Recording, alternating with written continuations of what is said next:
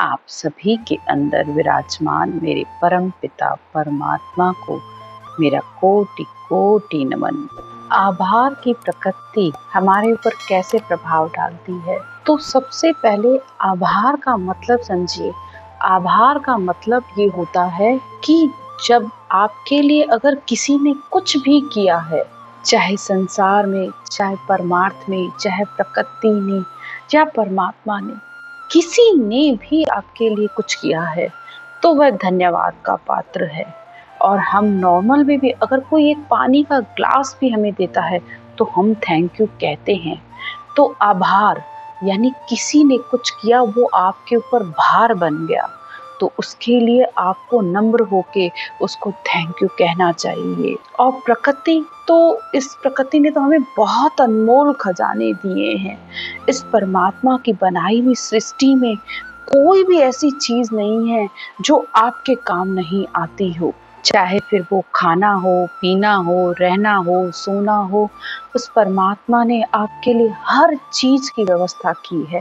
और उसका सबसे बड़ा भार तो हमारे पर ये है उस प्रकृति का कि उस परमात्मा ने हमें ये मनुष्य शरीर दिया है और इस मनुष्य शरीर में हर वो चीज दे दी जिसके हम शायद काबिल भी नहीं थे, लेकिन परमात्मा ने हमें ये शरीर देकर खुद में मिलाने के लिए उसके अंदर आत्मा तक को बिठा दिया और फिर उस आत्मा के परमात्मा से दर्शन कराने की भी सूरत यानी समझ दे दी। तो परमात्मा का तो कोटि कोटि धन्यवाद है। इस प्रकृति के कण कण का धन्यवाद है।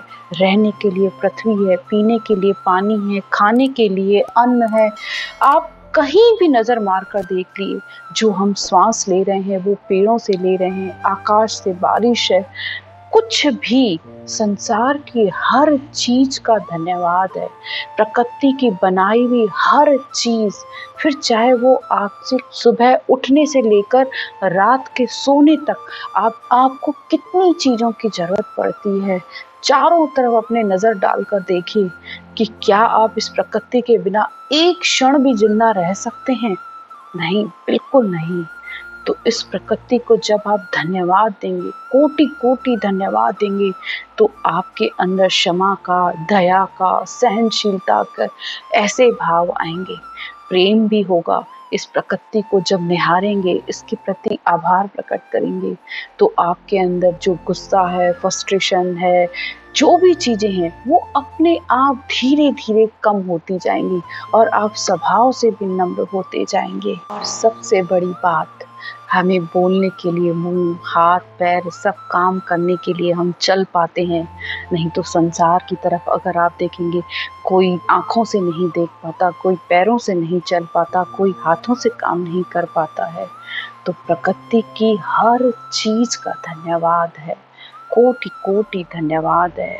तो जब आप ऐसे विचार अपने अंदर लाएंगे तो आपके अंदर इस प्रकृति के प्रति अपने आप धन्यवाद निकलेगा। यही प्रकृति का हमारे ऊपर सबसे बड़ा प्रभाव है। आज की चर्चा यहीं तक। राम राम।